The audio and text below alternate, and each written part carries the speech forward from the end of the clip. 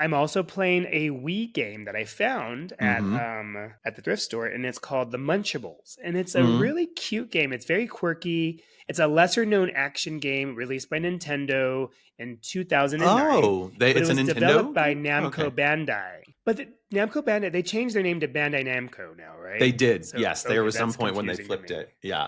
Anyways, you play as these little creatures called Munchables who love to eat. Basically, these aliens come down and they steal your orbs, and Mm-hmm. the orbs literally look like pieces of poo. Like they look like the poo emoji. And the planet that these Munchables live on is called Right. Star Ving. Is a planet. Oh, STAR cute. space VING. It's a Okay. really cute game. Yeah. It's kind of like a Pac-Man style game, but it looks, when you're playing it, kind of gives me 3D Mario 3D World. Oh, It yeah, kind of 3D looks like World, yeah. that. Kind of looks Oh, like okay. that, but you have to eat things, and then the aliens steal your power things, and they turn all these they're like monster vegetables, and you have to eat them. It's really cute. It's a cute game. It's Yeah. silly, but I can totally tell like why this game it was it was less Yeah. known, but people who know it, they love it. So it's cool.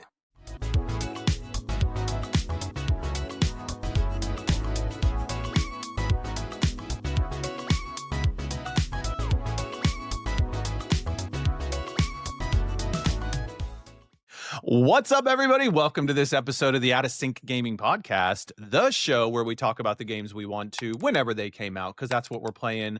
We'll talk old stuff, we'll talk new stuff, we'll talk everything in between. I am your host, WckdGmrUK Allen, but on this episode, you can call me Mayor Setter of Bright Falls, because it's nice being back in the world of Alan Wake 2. And as always, I am joined by the most amazing co-host in the world, Mike Maldi, aka the newest owner of a PSP. How Yes, you I doing, am. Mike? I'm doing really good. I'm in Arlington, Texas, and I've Cool. been Back home. going back home, visiting with friends, enjoying my life, and working. But I've also been exploring thrift stores, and I love thrifting. So Yeah. I'm just going to see what deals I can find, see if I can find any games out there in the world. And I stumbled Please say you upon have. a lot of things. Sick. Should we just start and go into it? I think let's get into it. Let's Well, I talk found about this PSP. what you have found. Yeah. All right. It's PSP for like Cool. $15. The only problem is it has no back or battery. So I bought it with hopes that it will work. However, I found it already online, the back and the battery and the charging cable. So that's coming in the mail. How much did you pay for the system without a back or a battery? $15. Oh, okay. That's pretty good then. Mm-hmm. And then the battery and the everything replacing it's like the total is like $35 for this. So amazing. And I've been looking up online. If you want to buy one that's in similar condition and everything, it's like $60. I was like, well, that's half price. So anyway, I'm excited to try it out. It doesn't have it has a disc in here, but because the PSP was interesting. I never had one. It's like it's totally skipped me pops by. Open. Oh yeah. This is do they call them UMDs or something like that? Yes, that's right. And this is a sampler disc, so I don't think it's anything special. But the one it came demo with, discs you used to get with like a little like taster of some of the games or whatever. How do I do this? Oh no! We've already broken it live. This is why it didn't succeed. Am I doing this backwards? I think I'm doing it backwards. I have no idea. That is a real black hole for me. I mean, I know like PlayStation 1, PlayStation 2, PSP though, and PlayStation Vita, total unknowns for me. That'll be really cool for you to start to like discover and see what it's all about. Yeah, and so they're very easily moddable, and so I'm going to play with that and see what I can get on there and what I can do, and just dive into that YouTube world of modding and stuff. So I found that. Yeah, cool. I also I found this a while ago, a Game Boy Advance. It's missing the back, so I need to go get that. But I got this in the wild. I got this free. I'm not going to tell you how, but I did. So what do you mean you're not going to tell us how? I didn't steal it. I got it free, okay? That sounds suspect. You know when you sometimes check out at a store and you don't realize you're buying so many things and then they just don't scan one of them? Hey, listen, no judgment. I ain't saying nothing. I don't know how anything got in that cart. Sometimes they just show up, right? Yeah, well, that's not how I found this one. But anyway, long story short, someone gave this to me. So, cool. but like look at the color, okay? Yeah, I was gonna And say because I was thinking, I was like, I I don't was like, oh, really that's a remember cool them color. releasing a So color like that, yeah, right? but and then look at the back. It's like what? I was like, did they replace the back with a Oh, different it's thing? the original No, but like it's purple yellowing. one. Oh, It's that like kind of yellowing. The that's glacier. weird. I think it's called Glacier. So Oh, there's I see. this, Okay, and that's kind of then gross, Mike. what I found or not yesterday, but 2 days ago, I was this. Oh, For cool. this What was it 20 should look bucks. like. That's what it should This was look 20 like. bucks.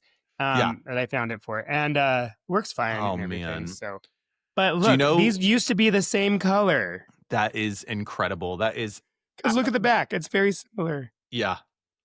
So Do you know there, what? Like, have you ever modded I mean, beyond like modding a system to like you're gonna do with the PSP, have you ever modded it to put like a new screen and like all the new stuff they can do? Like, my DS Lite, okay, I did yeah. that too. I was repairing something, but anyways, I broke it more trying to do that. So I decided. You were trying to do it yourself? Oh yeah, of Oh, course. cool. That's like really I've technical. successfully done things like that, but this Oh, one, the okay, DS is cool. so tiny with all these little parts.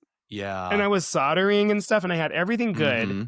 And then like putting it back together, I just couldn't do it. So I was like, why am I wasting all this time and effort to to make my DS work when Yeah. I can buy a DS Lite for like 25, 30 bucks? Like I could do that. Like, well, there's no point because they're not really worth that much. They do play Game Boy Advance games. I know. That's like one of the coolest things about that system is that having that package in it is just so freaking cool. Oh, what else did you get? Another thing I found was my Pokemon Emerald version. Cool. This Nice. is a real one too. I had it verified.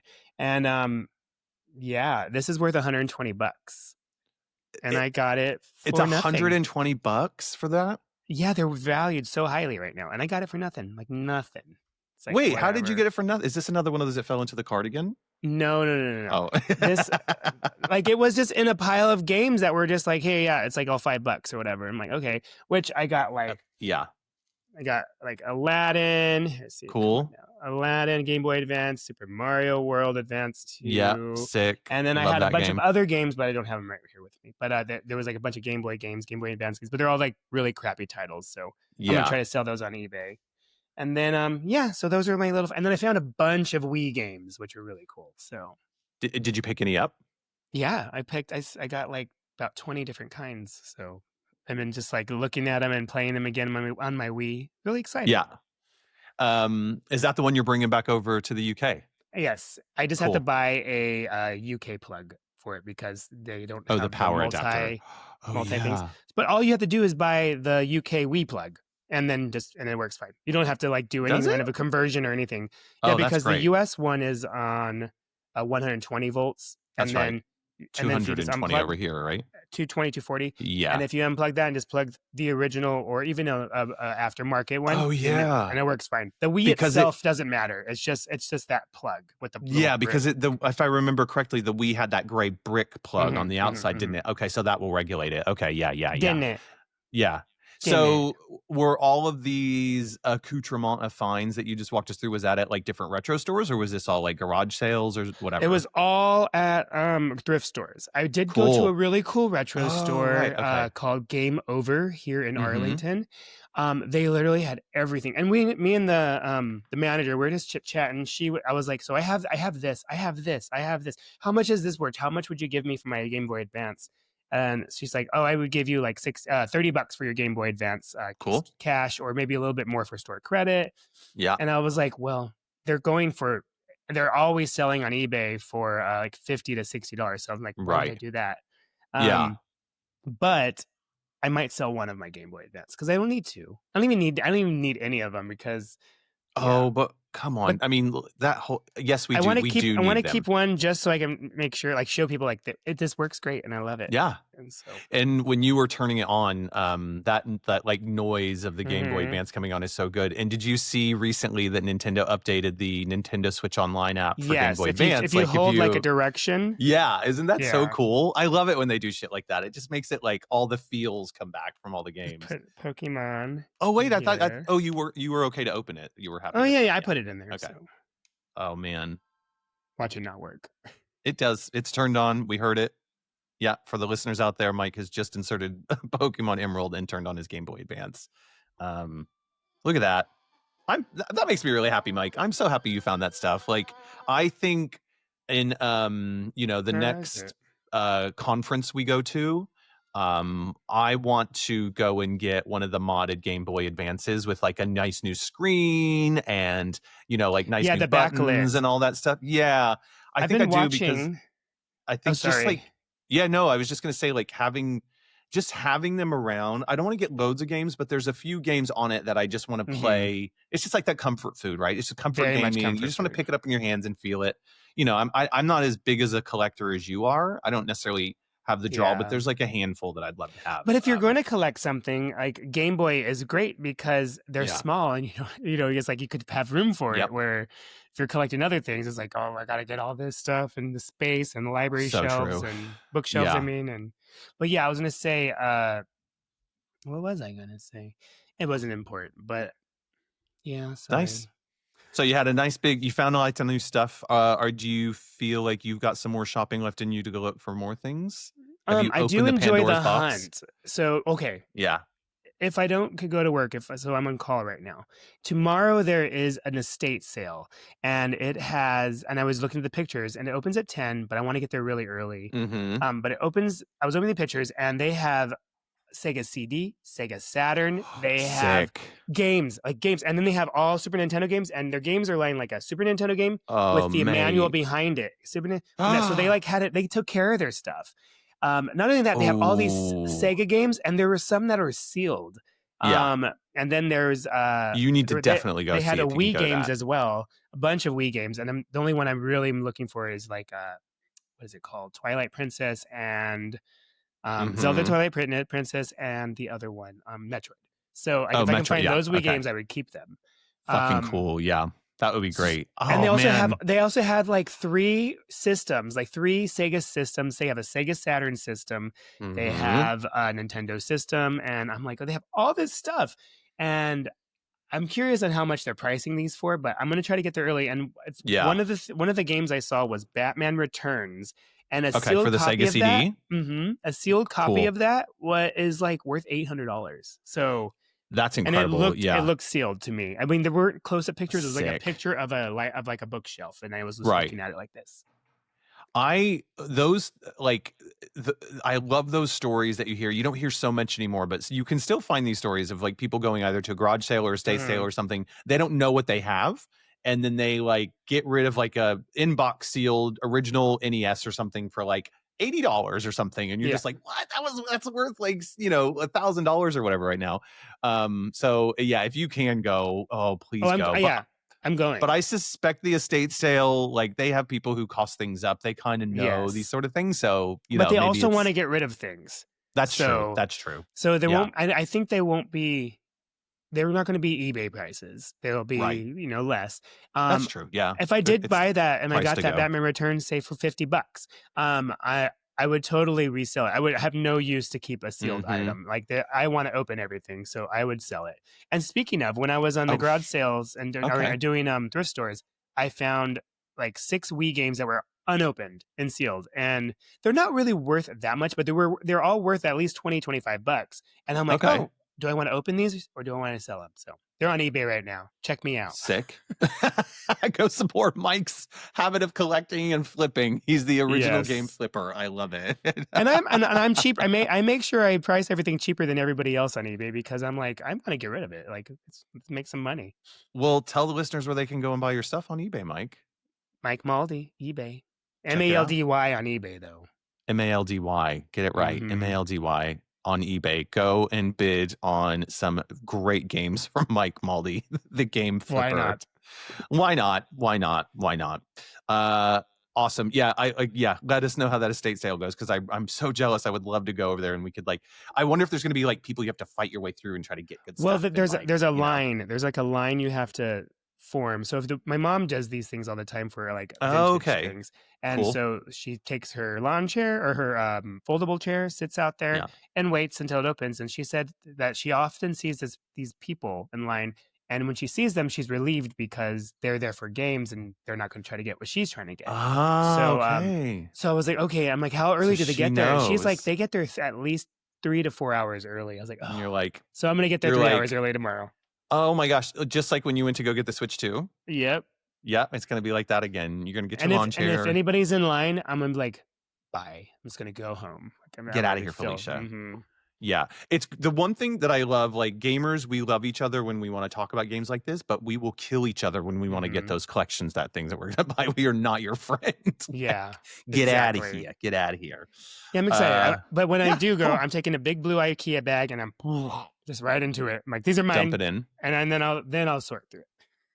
I think that would be. I really hope you get that Batman game for the Sega CD because I I've want all the seen Super pictures of Nintendo that. games, all of it. Yeah, the Super Nintendo games too. Man, so many good ones on that one. Mm-hmm. So good to collect. But that What have you seen that about the Batman?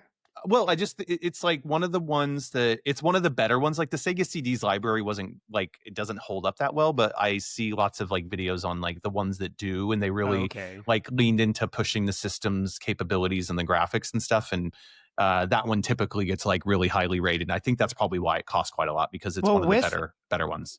with the Sega CD, it wasn't even every single game for Sega CD is pretty much collectible because there wasn't that Yeah. many ever made, so it Yeah. wasn't like a huge thing. So it Yeah. doesn't matter. I mean, of course, there's better games, but like anything for the Sega CD is like, oh wow, this is like rare. You can't find Yeah. it. So Yeah.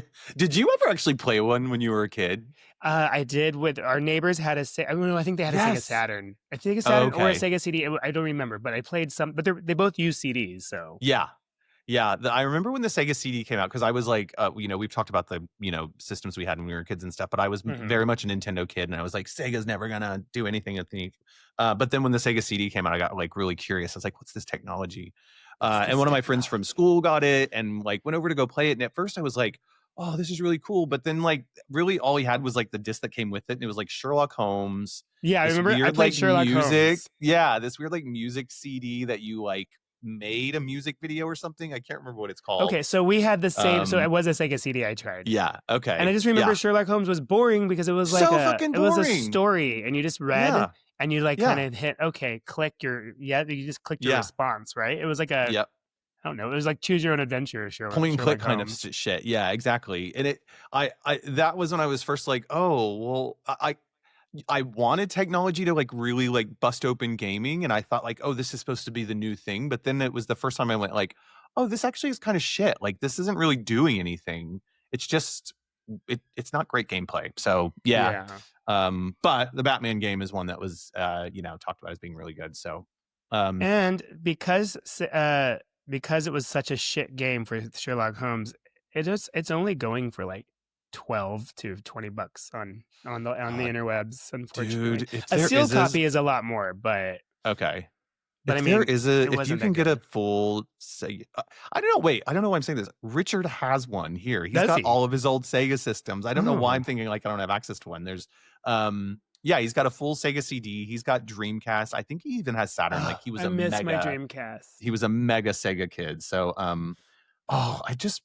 I wish like in my like perfect world, this whole back shelf back here would be like all the retro systems put up, and then we could like have them connected to the TV. But unfortunately, that just wouldn't work. We'll have to wait until we move into a house when we're rich, or when we've moved into a house with a room that we can turn into a games room. That would question be sick. for you. Yeah. So you have a Wii U still? Is it? I have a Wii U is it an still. American Wii U or is it? It's a UK one. It's a UK one, so it has to be like jailbroke or whatever in order to play American games. Yeah, they were region locked. Yours is PAL, so yeah. But anyways, I found Wii U games too. I found Splatoon, and I found Adventure Time, something about dungeons. I don't know. It's actually the title says I don't know. That's why I say that. But it's like I see. It's like Dungeons and I don't know is the title, something like that. And but it's collectible. So I was like, oh cool. Maybe I'll give it to Alan. But then I realized they're US based ones. So yeah, back when they used to region lock, that was so annoying. But and I don't even know if that title came out over in the UK because not everything that's released in the different regions shows up. So or they call it something else, right? Like I can't think of an example off the top of my head, but they'll come up with different names all the time. That's true. Cool. Okay, so that is Mike Maldy's Retro Hunting Retro Finds. That was nice to go down that little trip of shopping in memory lane. Good luck with the old estate sale. Oh, I really enjoy the hunt. It's fun. Nice. All Right. Let's move into our next segment. We are going to pick up on some of the news that came out this week. Just a few stories that I thought were, fun to pick up on because we know the direct is happening. We're recording this on Thursday, the 11th. We know the direct is happening on the 12th. We've done our predictions. Go back and listen to those on previous episodes. We're not going to talk about the direct this time. We know that news. It's coming out on the 12th. Looking forward to it. 60 minutes. It's going to be sick. I'm so excited, Mike. I am do looking forward to it. Just real quick, I know we're not talking about it, but what are your hype levels now that you know it's 60 minutes? What do you think? I don't know. I have no idea. There's a lot to. I think because there's so much they have to announce. Yeah. That it has to be long because there's so many things they've kept silent about. So. Yeah. I mean, that's all I have to say about that. Yeah, exactly. Yeah. Go check out the previous episodes, the last couple where we've talked about this. But I would like to say that within the rumor sphere, the couple of people, Nate the Hate, that called it, you called it around the same date, Mike. I think, it is that classic September direct, and it's just great. Oh, and the best part, I didn't mention this. So I actually have off work tomorrow. So I'm going to be able to sit down in the afternoon and watch it live as it happens. So it's going to be great. So yeah. Anyways, amazing. Get excited. Let us know your thoughts, listeners. If you are checking out the Nintendo Direct, what you think about it. Share your thoughts. Gamers at outofsyncgaming.co.uk. When is it? It's at in your time central. It's at 8 a.m. Okay. Is that too early, squirrely? It is, but I'll be fine. You're gonna make it happen. Yes. Are we right now talking about maybe doing a live reactions? Is that what you're saying? Curious, maybe. I don't know. I have to go to the library. Oh. Okay, we'll see. Maybe. We'll see. Surprise, we'll maybe see. live reaction. Okay, I like this. We'll see if we can make it work. If we can make it work. If not, we can always talk about it. We can deconstruct it later. Yeah. Okay, so other things in the news from this week. One of the things that happened, do you remember Acclaim, Mike? Acclaim, the publisher, they released Mortal Kombat. Acclaim. Sorry. Yes, AKKLAIM. I thought you were saying. Do you remember Acclaim as like a lawsuit? Is what my mind went to. I was like, what claim are we speaking about? No, I have not been involved in anything. No. Acclaim, the publisher of video games from the 90s. Yeah, they released like Mortal Kombat. They did the home port for it for a few things. On the Nintendo 64, they released Turok, the dinosaur hunter, along with Iguana. So they were like around a lot in like the 16-bit and the kind of 32-bit, 64-bit. Yeah.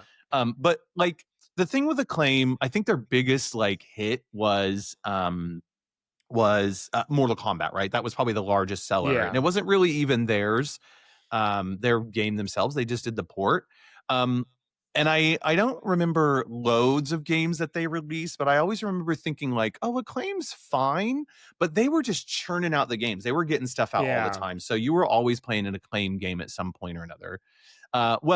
Anyways, they announced that they are coming back to publishing this week. And they did a little sort of like mini showcase of the things that they're doing. Okay. And there was a lot of speculation of like, what can Acclaim actually release? Because all of their stuff was like licensed properties that they didn't own. And a lot of the predictions actually came true. So they're basically, Acclaim is back. If you didn't see it, check out the video on YouTube. It's showcasing all these things. And it's effectively, they're publishing loads of indie titles now. So it's all that's great. Yeah, it is great. I think it's, I think it's fine and dandy. Some of them look, questionable. Yeah. Do you feel like they're trying to do quantity instead of quality again, or? Well, what I don't want to do is rag on the games if I haven't played them, right? Yeah. So they could be fun, but none of them like personally jumped out at me as games are like, oh, that's going to be really, really cool.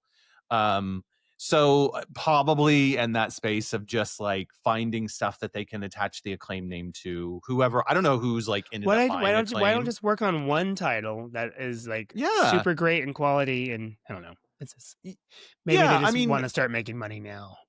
Who knows? And in fact, like some of the games, they're already out. Acclaim just bought the rights to publish them and to have their name next to them. So it's a really weird, it's a kind of a weird setup.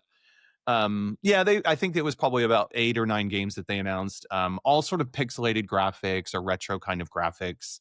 There was one that was really cute though. That was Pixel Washer, and effectively, it's like, those like spray and wash simulators of you like power spraying like stuff clean.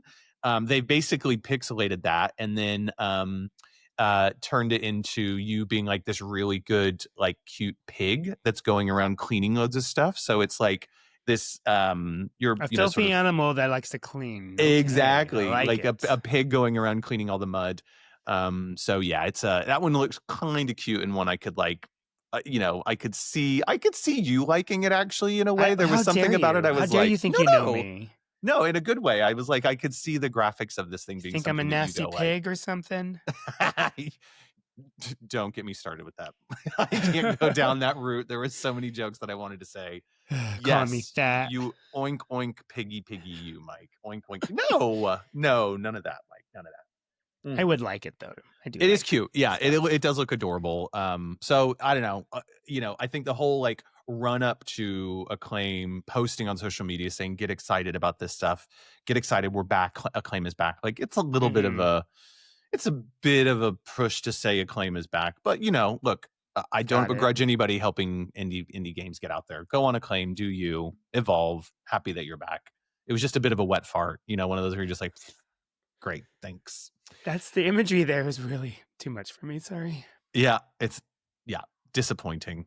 But anyways, good for you, and for all those Acclaim, followers. I hope you are happy. Okay, so next bit of news.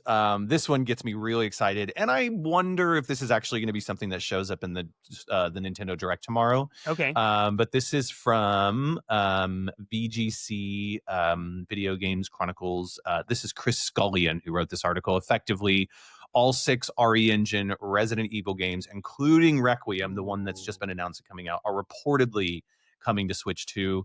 That is exciting. It is very exciting. It's claimed that the native Switch 2 ports, native Switch 2, not the cloud streaming, are going to be Resident Evil 2, 3, 4, 7, Village, and Requiem, and they're all in development. That would be really. I mean, because there's so many hours you could have sunk into Resident Evil, and I would like to sink some more hours in. Yeah, it'd be fun.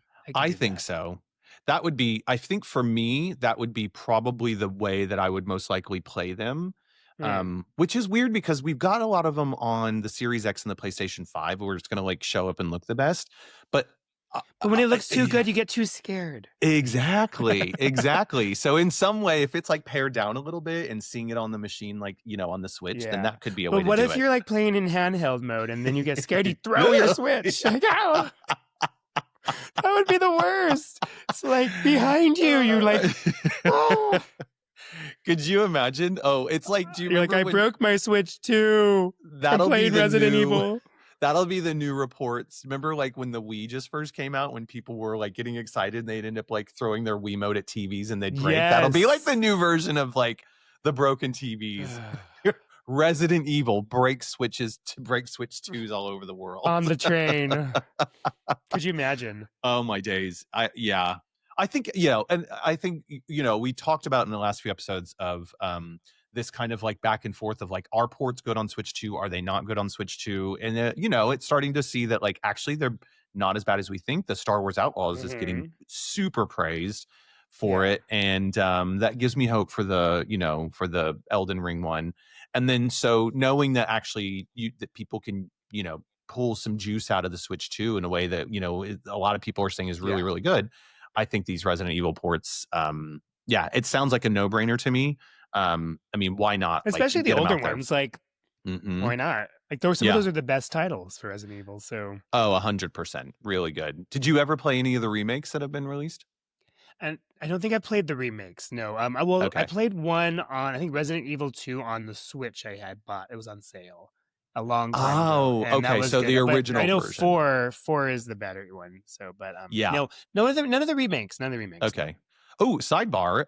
If you can find Resident Evil 4 for your Wii and play it there, they say that's like one of the best versions because it's like really good with the Wiimote. Like they nailed it. Amazing. Because I think originally that's what it was released on, and everybody was like, "Why is this coming out on the Wii?"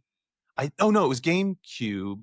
It released on the GameCube first. That's right. And then they remade it for Wii to use the controllers, I believe. Yeah. Yeah, So, maybe go find that. That'd be a cool And you know thing. what? I've been looking for a GameCube game because that's what I'm like obsessed about for some reason. And I can't find a single GameCube game. Those are like, first of all, the GameCube wasn't a popular system. So granted, they sold millions, but also like, only like 20 million. They only sold like 20 million in the grand scheme of things. Yeah. And so the games were even less, I mean, the games are impossible to find. The only way you find them is by like somebody trying to sell them online or, you know, I feel like I would have ran into it. I went to 10 thrift stores and I found like PlayStation 4 games. I found PlayStation 5 games. And I'm just like, I can't find a GameCube game anywhere. I found Wii games. I found Nintendo, GameCube, Game Boy Advance, but no GameCube. Like, it is hard. And I think it's also because that's going through a real resurgence of people wanting to collect it at the moment. So I think you've got the double whammy of it not having as many as you just said, but also there's like a real thirst for it. So I'm thirsty. We thirsty. Some GameCube. I would love to have an actual GameCube, but then I realized I have a Wii, and it does. Literally, the Wii plays. When you put in a GameCube game, you select it. The Wii reverts to a GameCube. Like in order to exit back to the Wii menu, you have to turn it off and turn it back on because it is literally just at that point. It's not backwards compatible. They just literally put a GameCube in it, and it just boots up into that. It's so cool though. Love that. And in some way, that's kind of what happens with the Switch. I think it sort of just switches. It just boots up in Switch mode. I don't know. I'm talking out of my ass now, but like it switches. Nintendo works on so many levels. Well done. So that will be really cool. And I'll just be looking forward to seeing like how good the graphics look on them for it. And there was one other, like, this reminds me of the time when they brought Resident Evil 2 to the Nintendo 64. Do you remember that? So it was like, I wasn't into those games then, so I don't think so. Well, I was into Lion King and Little Mermaid and Wave Runner or whatever. I don't even think those games were on Nintendo 64. They may have been, but it might have been. No, Wave Racer was on Nintendo 64. Yeah. That was fun. I don't know if there was a Lion King. I don't think there was a Lion King for 64. No, I don't think so. Well, I was into the movie, so. Yeah. Oh my God. Yeah, that was. It was everywhere. Oh my gosh, it was so good. Oh, so good. I need to watch it again. But the thing about it was like they managed to. It's the reason why I say it is because I almost feel like it's a little bit of like the analogy of moving them over to Switch 2, the latest ports, because the Nintendo 64 was on carts and Resident Evil 2 was on like I think 2 discs for the PlayStation. Oh wow! So to like compress everything down into the cart, they managed to do it. The video took a big hit. Like the full motion video points were like a bit rough in it. But like the gameplay was good and it turned out well. So it's like one of those things that like I love how Capcom isn't afraid to like find a way to make things work on other systems. So this is just them like living that legacy and stuff. So I do remember my brother having Resident Evil for PlayStation 1. And I do remember the multi-disc thing and like into disc 2. Was it good? Yeah. I do remember that. And I don't think I played it and I watched him play it. Or if I did play it, I was like trying to like psych myself out. But I mean, I was like 8 years. I was like 7 or 8. Yeah, I was young. So scary. Yeah. I was a teenager when it came out and I was doing it. I had a sleepover with one of my friends, Josh. And we were so scared. Like we had to jumping. I always have to have somebody in the room to help me, like while I'm playing a scary game. Because then if I get in my head, I do. Yeah, 100%. So yeah, hopefully that gets announced. I know we weren't going to talk Nintendo Direct stuff, but I have a feeling that might show up there. Okay. And then I saw this news report, and I just think it's like ridiculously kind of cute. Okay. So this is on Game Rant, an article by James Ratcliffe. James has said all lost iPod games have been recovered. So apparently this is ridiculous. So I'll just read some of this. So a year after starting a project to preserve Apple iPod click wheel games that are no longer purchasable, the iPod click wheel games preservation project. Yes, you heard it. This is a real thing. I freaking love video game people. They will preserve anything. The iPod click wheel games preservation project has made all 54 titles available to download. Some of the titles that were once playable on various iPod devices, including ports of Sonic the Hedgehog and Tetris, alongside Apple's own versions of the games like Reversi. So the article goes on to say that they've found a way to, port all of these games, which were going to be lost and stuck to the Click. Do you remember those Click? Yes. Yes. And classic. These games were, games from 2006 to 2009. I totally forgot they even had games. Right? They had games. There's a whole list here. They had things like Pac-Man, they had Lode Runner, like Sonic, they had Monopoly, Miss Pac-Man, which we talked about being the better version. Yes, of course. Sudoku. I mean, just Tiger Woods thank golf, you, Uno. thank you so much for the Preservation Society of iPod paraphernalia. Yeah, I mean, who knew? But I'm so glad they exist. You are our heroes. Yeah. Gold star to you. Gold star.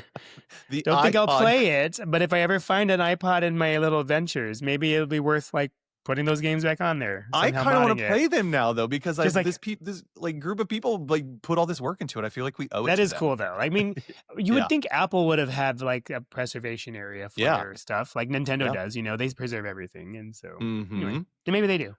Yeah. Let's see. One of the major obstacles standing in the way of the Quickleo game project was Apple's Fair Play DRM, which requires users who still own legitimate Quickleo game copies to sync their accounts to the virtual machine. So they've apparently found a way around this. You can find the repository on GitHub. So get you some on GitHub. Go get your suppository. Yeah. What an amazing thing. I love it. And do you know what? I'm all for game preservation. I just think 100%. Yeah. Especially that's what I'm trying to do right now. I'm trying to preserve all my games that I find. I want it. I just want everything. I want everything how it was when I first found them. I want the nostalgia. I want to relive in my moment. Totally. I want to feel like my mom is making me some soup or a sandwich and bringing in. I'm playing a game. It's a Saturday and during the summer or whatever. It's just good times. Your gaming is like a serving of grilled cheese and tomato soup. That's what you need. Yes, perfect. Yeah, love it. On the iPad games, the only one that I ever had was the what was it?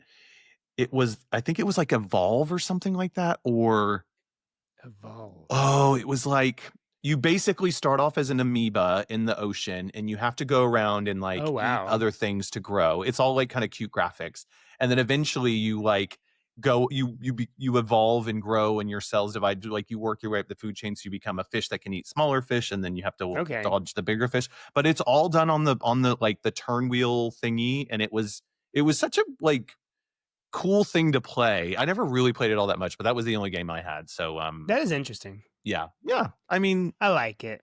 Well done, everyone. Okay, that wraps up the news segments that we wanted to pick up this week. Just a few things to touch on, because listen, all the news is literally going to be about the Nintendo Direct for the next 2 weeks, but just wanted to throw those in there. Yeah. Best thing about this Nintendo Direct, we don't have to worry if there's fucking Silk Song on it. Silk Song is people have done it. They did it. Yeah. It's done. I'll start doing it at some point, but yeah. I don't know about that. But actually, that takes us really nicely into our final segment for the show, talking about the games we have been playing. Are you playing Silk Song, Mike? Not yet. I've been kind of backwards compatibilizing myself, so I've been playing other games, such as. Go on. What have you been playing? Tell us what you've been playing. Start us off. So I have Buffy the Vampire Slayer Chaos Bleeds for GameCube, and I've been playing that on my Wii, and it is such a good game. I really like the mechanics are fun. And it's you have to combo, you kick them, you got to get the vampires' health down to nothing, but they don't die unless you stake them. So you have to you can keep fighting them, and then once you get them to their health down, they're vulnerable. And then you just hit another button and you go, stake. First, you have to find a stake. And then once you have it's the final kill. Yes, and then it dust. You dust them. And it's so cool. I love it. It's so satisfying. And you get to play as all these different characters. And the story is good. It's I enjoy the story. And it's actually not easy. I had to look up a walkthrough because I was stuck on one part of this game. And I was what do I do? So I'm on chapter 4 or 5 right now. And there's I want to say 12 chapters, so it's cool. It's not a short game either. So really enjoying that. How long are each chapters about?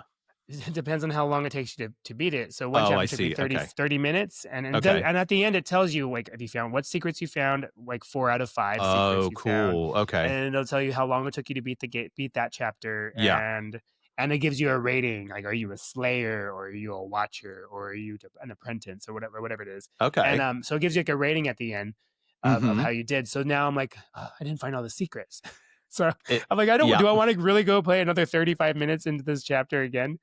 So does it do yeah. that thing when you like, if you did go back and look for things that you have to find everything in one go, or does it go, okay, you found all of these things and you just need to add on what you missed? No, I think with the game, people like you have to finish because I stopped in the middle of a chapter. I hit save, but I Right. stopped in the middle of a chapter. Okay. And what it saved was me in that chapter. It didn't save. So when I it didn't say at the point of where you are. I see, just to the start of it. Okay. So yeah, you have to finish that chapter before you can move on. And what's the because I've never played it, but I hear a lot of really good things about it. What's the like what is the gameplay? Like, what is the point? Like, are you just like going from fight to fight, or are you like walking through open zones? Story. Like, what's the? Yeah, it's like an open world. Explain it to me.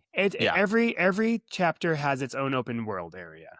So, like the one part you're in a cemetery, another part you're in a blood factory, another part you're at the old high school, or you're in like a store, and so yeah, and you are either playing as Buffy, Willow, Xander, or Spike, and there's other characters. Like there's Faith that comes in. If you know anything about Buffy, Faith is the other Slayer, the bad one. But she comes back, and so there's a big bad guy, and your whole thing is you're trying to, you're just trying to beat. It's like another episode of Buffy, basically, or maybe its own like a mini series of Buffy. And it's just like and it's all about the story, and and they're all very witty, and they all have like conversations, and everybody was voiced by the original people except for Buffy and Willow, but everybody else as the original characters. They really did their voices for the game. So yeah, it's really cool, and it's very satisfying, like because I'm a big Buffy fan. So right. And is it if people weren't a Buffy fan, is it still like good gameplay? It's a good game. Yeah. Good gameplay. Okay. It is. That's awesome. Is this your first time playing it, or is this I had it for PlayStation 2. Okay. I still have it for PlayStation 2, but I found it for GameCube, and I was like, this is a lot better because I don't own a PlayStation 2. I own a Wii. So I see. Okay.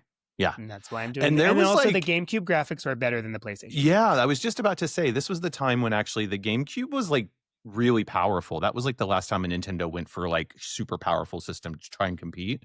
But it just PlayStation 2 having the DVD drive just destroyed it. Like there was no way they could, anyway. That's true. That is true. But is it because and it's only because they had the smaller discs. If they would have made it with the bigger discs, they could have probably had DVDs. Yeah, because there was that weird GameCube they released it's the one they released in Japan that was like from Panasonic that you could play GameCube games in the top but then put DVDs in the bottom, so they sort of got around it. But like whatever. Cool. Okay. Buffy Chaos Bleeds. Nice. I'm also playing a Wii game that I found at the thrift store, and it's called the Munchables, and it's a really cute game. It's very quirky. It's a lesser known action game released by Nintendo in 2009. But it was developed by Namco Bandai. Oh, wow. Gosh, their relationship goes back so far, isn't it? Oh my gosh, yeah. That's really cool. But Namco Bandai, they changed their name to Bandai Namco now, right? They did, yes. There was some point when they flipped it. Yeah. Yeah. But Namco Bandai. Anyways, you play as these little creatures called Munchables who love to eat. Basically, these aliens come down and they steal your orbs, and the orbs literally look like pieces of poo. Like they're like the poo emoji. And the planet that these Munchables live on is called Star Ving. Is a planet. STAR space VING. Okay. It's a really cute game. It's kind of like a Pac-Man style game, but like open world, and it looks, when you're playing it, kind of gives me 3D Mario, Super Mario 3D Brothers, whatever it's called. Where you're the cats 3D, and stuff. 3D World. Oh, it 3D looks World. Like that. Kind of looks like that. Cool. And but like Wii graphics. Yeah. And but you have to eat things, and then the aliens steal your power things, and they turn all these they're like monster vegetables, and you have to eat them. So it's really cute. It's a cute game. It's silly, but I can totally tell like why this game like it was less Yeah. known, but people who know it, they love it. So it's cool. Is it like how is the control scheme with it with the Wii? Is it like waggle things or is it one where you turn it to the side? You can shake, Uh-huh. but it's simple controls. It's mostly just running and eating. So like you just run Oh, around and okay. you hit the Yeah. and you're just like trying to eat things. And then Cool. yeah. Never So the heard of more it your before. Munchables eat, the more they consume, the more they evolve. And there's boss battles, and it's very lighthearted tone. The narrating in the beginning, like the clips, is actual voice acting, which was nice. But like during the game itself, there's no voices, just noises. Oh, right. Okay. And is it like multiplayer or is it just a single player thing? I don't know yet. I think you could play multiplayer. I didn't even think about that. I I'm think always a single lot of the playing, so I Wii, don't know. but a lot of the Wii games, I think they were definitely trying to lean into that like multiplayer angle. So, but Yeah. I guess So yeah, because I wonder if you'd battle each other or something. If like you had to like I eat don't your know. feast and then go, In Buffy, yeah, you can battle. You can be multiplayer and battle. So nice. that's kind of cool. But yeah, so what I was going to say was it didn't sell big numbers and was overshadowed by bigger Wii releases, which makes it something of a hidden gem. Cool. And collectors often call it underrated. A complete copy can fetch a solid price compared to more common Wii games. So because it wasn't as popular. So and people when you have it, and I'm happy I found it. It's like one of my biggest finds. Like it's worth. I mean, for a Wii game, it's worth a lot. It's like worth $30, which is like that's a lot for like an old Wii game. Yeah. And I got it for like $3-4. So I was like, this is amazing, and it works, and it has the manual, and it's completely clean. It looks like it was new. So I really enjoy it. I think there's so many things about the Wii that, there's probably a lot of games that I will never play, and they're probably pretty good, as you say. Like, what this is what off the top of your head, like what a 6, 7 game, right? In terms of if you were to rate it, like you give it, some sort of like it's not like the most amazing thing, but it's enjoyable time you're having with it. Like I think there was probably a lot of that, but I think I fell off really hard from the Wii with all the waggle controls. I just got to the point where I was like, this just. There's really good games in here, but I'm just not enjoying the way to engage with the games. Yeah, it was interesting because you had to play like this and like this, but I was so good at it. Like Mario Kart, I was so good. I was playing because people would do the steering wheel or play sideways with their Wii controller, and I was like, nope, I have to have the nunchuck with it. And I was like, this is my favorite way to play. 100%. I actually enjoy it. Like picking it up now and playing, I'm like, oh my gosh, I remember. This is amazing. Yeah. I love it. So for me, I do like the controls. Yeah, I wonder if what it would be like if I, because I have the Wii U in there. If I hooked it up, I've got all the Wiimotes. I probably would remember having fun with it, but I think it's it's probably great for this Munchables game, right? But when they were trying to shoehorn it into Skyward Sword and stuff, I was just like, oh, this just doesn't work the way you want it to, and it just feels, it's all right, but cool. Okay, some Munchables. Anyways, check it out. I'm playing some silly old games, and love it. I'm just retro vibing it right now. We're there with you, Mike. We love your retro vibes. Your tomato soup and your grilled cheese times, right? Yes. I love that. For me, ramen soup I think is better. Ramen soup. Ooh, a good pho is really nice. Pho you. Yeah, I'm getting hungry. It's almost dinner time. I love that. So I have been, I've got like ADD for gaming at the moment. You know, when you just like play a little bit of something and then you go to something else and then you go, oh yeah, I want to play that. So I feel like I've got like that kind of like short attention span, but I can like dive deep into something and like, punch away at it. All right, calm down, police officers. So I happy to say I finally finished Star Wars Outlaws. Yay! I was like umming and ahhing of like, ooh, do I want to buy it on the Switch too and finish it there? And then I went, no, Alan, stop it. Don't just spend your money on the extra thing just to play it on the Switch too. Like play it on your PlayStation 5, finish it there.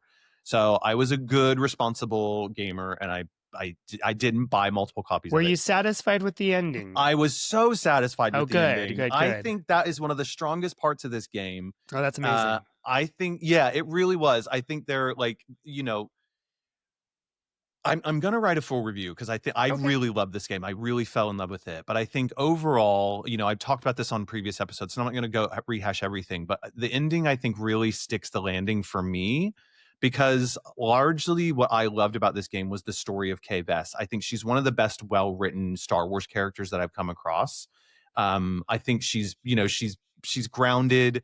She isn't trying to be wrapped up in the whole like saving the whole fucking galaxy. She's just trying to get by in this cool Star Wars world. And I feel like it just works, right? You know, when there isn't this like impending doom of like the Death Star about to kill everything. Like, no, you're just trying to like, she's like, I can't change anything here. So I'm just there's people who are fighting, and she's like, that's not where my skill sets are. It doesn't even come in. I mean, there is a nod to it, which I feel like every Star Wars thing sort of has to do, but it's kind of so minimal that I was like, when it showed up, I was like, because I don't want to ruin it if people are like still, you know, I know it's just come out, so I'm not going to say anything of those, but like there is a nod to it when it happened. I was like, oh, please don't make this a major part of the story. And they didn't. So I was really pleased about that.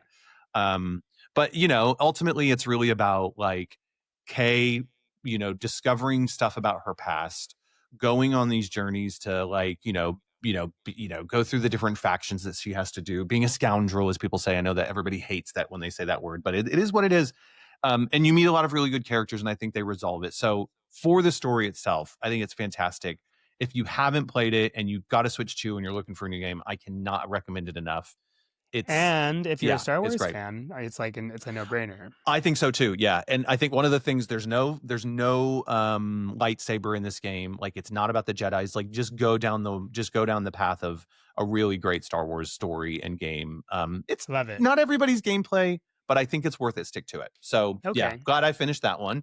I then have been still working my way through Clair Obscur Expedition 33. I'm now about just officially over halfway through it. There's something about this game. It just keeps building and building on this story. So I'm really loving it at all.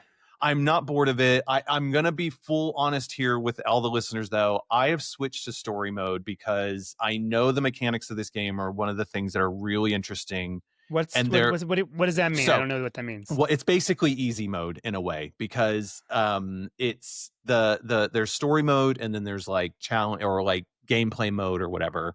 What's the normal mode? Is there a normal mode? Yeah, there's like a normal mode. They've just it's like normal or story, I think, and then there's maybe there's like super challenging. But Judgment. Judge all you want. I'm playing the way I want to play. I will do me boo all I want. You know what? That is what we're all about. Yeah, out of sync gaming. Yeah, do what you want. Play what you want. Game how you like to play. Thank you very much. But you can have a little. But I can still judge if you like. Yeah, of course you can. I'm here. I'll take it. I'll take it. But I am a proud story player of Clair Obscur. I think it is a fantastic story. It's really getting me in the feels. Like, I'm actually feeling for these characters as we go through. And I mean, just because it's in story mode doesn't mean that the battles aren't hard and that I'm not like appreciating the different dynamics and all the character nuances and stuff. So I just know that if this is like really tough, like turn-based RPG stuff, that when you start to get to like some of the later parts of the game and some of the characters, like, they're fucking hard.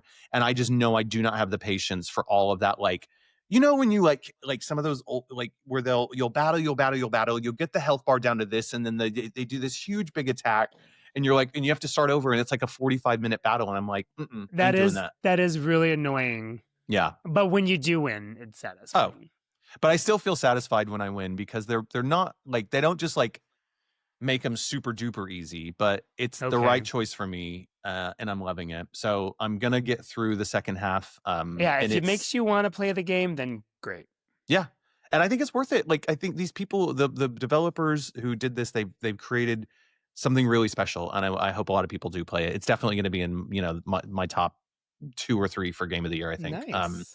Wow. And then finally, the other, in my train of ADD playing, I remembered that I bought Alan Wake 2 a long time ago when it was on sale for like half price. And are you familiar with Alan Wake, Mike? Have you? I'm only familiar with before? Alan.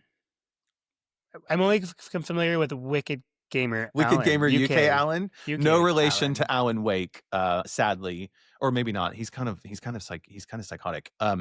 So just a quick overview of this game. It's a psycho horror thriller. And in a nutshell, you are a writer of like James Patterson writes all those like mystery novels, right? You're basically in this world. Oh, you're like Stephen King. Duh. Why did I make James Patterson? You're effectively like a video game version of Stephen King. Okay. Let me give a real comparison. So you're Alan Wake, and you write like horror novels. Okay, so you are Stephen King. Yeah, you are Stephen King. You literally, yeah, I don't know why I said the first one. Whatever. James Patterson, Stephen Yeah, King. yeah, You know yeah. what I'm talking about. Anyways, so you write psycho horror thrillers. And in Alan Wake 2, so Alan Wake 1 happened, you go to Bright Falls, you uncover the mystery of what's happening at Bright Falls, and it's this like psycho dimension. And what you find out, and this isn't ruining it, it's kind of like early on, is you play as Alan Wake and you're walking through these events that happen, and you're finding pages of the book of stuff happening to you that you wrote. So Oh. you are like experiencing the world around you, but somewhere in this like dimension, you're You don't actually remember writing it. writing this. You don't remember writing it, Okay, but got it. you suddenly discover that actually you are writing it. That's a And so cool. you I get like, it. Yeah. yeah. So it's this really weird, like sort of meta narrative around like the writer creating the events that are happening. And as the player, you're experiencing it through this like Okay. weird dimension. It's really cool. So is it similar, or I guess not similar, but like Split Fiction? No. They're writing the story as they go, I feel like. No, it's different than Okay. that. I think Okay. I haven't played Split Fiction, but I don't think it's But I understand it's the the right premise, kind yeah. of comparison. Okay. Yeah, They know they're in the story, that this guy yes, is like I am in the story, like it's like a shock. yeah, he's unaware. Like, so Unaware, the very yeah. start of the first game is basically Alan Wake waking up from a car crash and being like, "Where the Okay. hell am I? I have no idea," and then going along this journey. Well, the story continues in Alan Wake 2, where because you sort of resolve stuff a little bit, but this is by oh gosh, is it Remedy? Yeah, it's Remedy, and they do some really like weird, like they do very good um world building where you kind Okay. of operate in this space of like there are parts of the world we can't see. There's energy out there that is like taking Oh, over, and it's like all of this weird like paranoia kind of thing. Like they just do really cool. They also did nice. Control. I don't know if you ever played that. Control, no. Yeah. Oh, Mike, I really want you There's to a lot play of these games I games. haven't played because I'm only a Switch person. Well, I reckon these will be announced. Let's see if these come into Okay. the thing town. But the kind of core thing that it's interesting about Alan Wake 2 is that you are now playing as a new character, and I'm going to look up her name real quick. Oh, Saga. You're playing as Saga. And she Saga. is an inspector. She's with the FBI, and Oh, they've been called back to Bright Falls because Alan Wake has been missing for 13 years. So there's 13 years after the first game. He's still gone missing. This big famous writer is gone, and now Saga's on the case to go try and find him. Well, it turns out that like she's starting to discover note pages from the book, and she's going, well, hold on, this is she's doing happening to me, her. but Alan Yeah. wrote it. So it's almost as if Alan's writing her story. She's like the new character in his book. Oh And wow. so So it's it's like this a murder mystery. mhm. Well, not murder, but like horror mystery. It's a horror mystery. Yeah, It it's a sounds total really horror interesting, mystery. and it's a It's really so fucking unique. cool. I would enjoy it, I think. You really would, and it's And it scary, sounds like but a great not like story. it's not. It is incredible story, and but what part 2, because of the power of the PlayStation 5 and the Xbox Series X, they can do so much more because the first Ooh, one came out on the 360 and the PS3. okay. So they've really been able to like use the power of the graphics to kind of work and warp your mind with certain scenes of like, really play with the scenery and the psychology of what's happening. Okay. And there's just two things about gameplay that I'm discovering that I want to talk about real quick. When you're playing a Saga, one of the core things that you have to do is you have to go into your mind palace. Basically, you have to go into your mind, and when you're going to your mind, you know how like on those FBI shows, they have like all the pictures up with the strings Yeah. connected and being like the Oh, is case that her stuff. It's mind? all, yes. So you It's like a find these web, the things. web of how everything's connected. Totally. Yeah. But you're in her mind is like in an office. So it's not like Yeah. weird. You're just Okay. you're like literally in an office kind of thing. But they have the case board. So every time you find new things, you have to go put it up on the wall, and it builds on the story. Like you hang this over here and you're like, ooh, this picture's connected to this. So they do a really wonderful Sounds cool. like thing about helping you understand the case that you're solving. And you can go back and revisit, and you get more case files, and you start to find how things are connected. So I love that mechanic. It's just a really important, it's a really good way of remembering the story. So you can go in and be like, oh yeah, this is connected to this and this is connected to this. Um, and then they're also introducing, the reason I mentioned Control is because Control is connected to the Alan Wake Remedy universe of games. And in Control, there's the Federal Bureau of Control. And they're this super secret bureau that the American, government has put in there. But they have they can control dimensions, is what you kind of find out within this game. So ways to connect different parts of the universe and all this kind of weird stuff. We still don't know what they really do. I think I haven't played Control all the way through, but they're showing up in this game. So I'm loving how. Oh, interesting. Yeah, so I'm loving how they're all connecting all these different. I do like games. a connection between different games, and that I mean it just makes it feel like the world is they really invested into this. Totally. And makes it. I don't know. I guess they're their love letter to whatever, but it's just. It just means they took their time. They're making a good game, and and they care about it. It's not just they're spitting out games. It's we're going to try to make this connect, and the story's going to work, and we're going to do twists and plots, and I like that. It's great, and you just everything that you just said. You said it perfectly. That is how it's all showing up. So there's other gameplay elements as well. You then as you also play as Alan Wake in this game. Because you have to then find your way. Alan and Saga are sort of working together in different dimensions to kind of figure out the mystery. So I'm at the point. This is a mind altering, but I bet it makes sense in the game. So. Oh, it doesn't. It doesn't make sense. But it does. I don't know how these things are connected, but they somehow manage to make the gameplay understandable as you're going through it. Oh, that's good. But the mystery in the world of these things colliding, I still don't understand. So I'm really enjoying the discovery of it. That's cool. Just scary enough where it's not Resident Evil kill you scary. It's more psychological scary. So that I can work with that. But I'm really loving this game, and I think it's they just do some great stuff. So I'll share more once I kind of get through it. I think and if it's announced, that would be really cool to have on the Switch. I wouldn't be surprised if Control Switch because they released Alan Wake remastered for the Switch, but it was a really bad port. They didn't do a great job. But the Control was on the Switch, but it was only streaming because it was too powerful. There's loads of ray tracing in it. So and it's kind of crucial to the game. I think it just in terms of how it all works with light and dark and all that stuff. But it would work now. I bet it would. Yeah. I suspect I wouldn't be surprised if it does get announced tomorrow. So speaking of horror games, go for it. I am searching for a game for the GameCube, and it was a Nintendo exclusive game called Eternal Darkness. Oh, yes. Yes. And I've heard of it. I've never played it, though. It's a mindfuck game, too. I can't believe Nintendo doesn't do, really scary games, So, Luigi's Mansion. But, this game, I've been watching a lot on it, and it's so expensive to find online. I'm going to have to, if I really want to find it on eBay, I'm going to have to pay, anywhere from $70 to $100 for this game.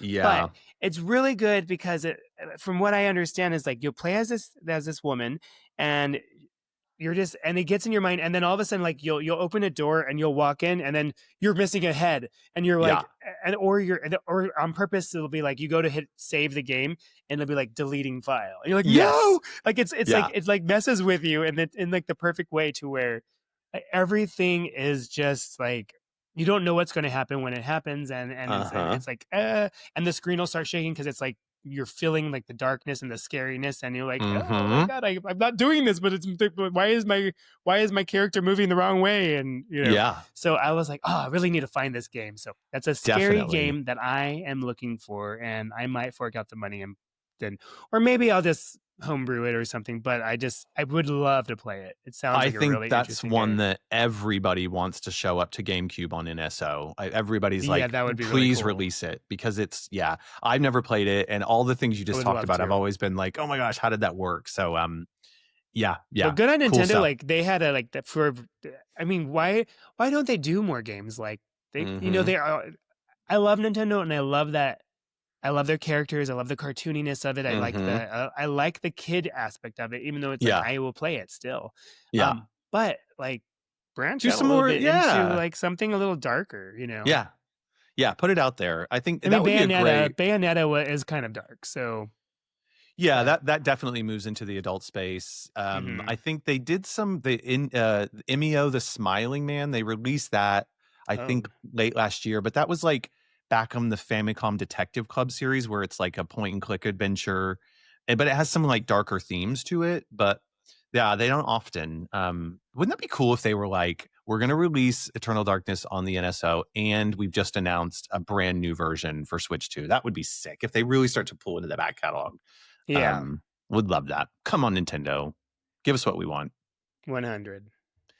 Anything else, Mike, to talk about No, before that's we round all this one I out? have. I am going to hopefully get some stuff at that estate sale, but we'll see what I find. Great. I'm going to keep plugging away at those two games, Alan Wake 2 and Claire Obscura. So more thoughts on that. And then I'm going to get that Star Wars Outlaws review up on the website. Yeah, I think it was really Amazing. good. Yeah. All right. Well, thanks, listeners, for tuning in on this episode. That's about all the time we have left for you on this one. And if you want to reach out to us and hear us talk about any of the video games you're playing, if you want to suggest games that we should play and you want to hear us talk about anything you want to reach out to, send us emails at gamers@outofsyncgaming.co.uk. That's gamers@outofsyncgaming.co.uk. Send us some emails and we will respond to them. Mike, where can people find us on socials? Well, we're all over the webs at Out of Sync Gaming, TikTok, Instagram, YouTube, of course. Follow us, like and subscribe Mm-hmm. to hear more, and also everywhere you get your podcasts. Yeah, definitely. Yeah, keep liking and subscribing. That subscriber base is going up. Yeah, share the podcast with your friends. Tell them all about Out of Sync Gaming. Bring them on over to this warm, delicious grilled cheese and Jeez. tomato soup podcast Oh, of video yes. games. Cozy good time. Cozy good time. Cozy good times. And get excited for that Nintendo Direct. We may do a reactions video to it, but if not, the next episode will be all about For that at least. sure. So yeah. Well, I guess that's it. And until next time, Play what you want to. bye. Bye.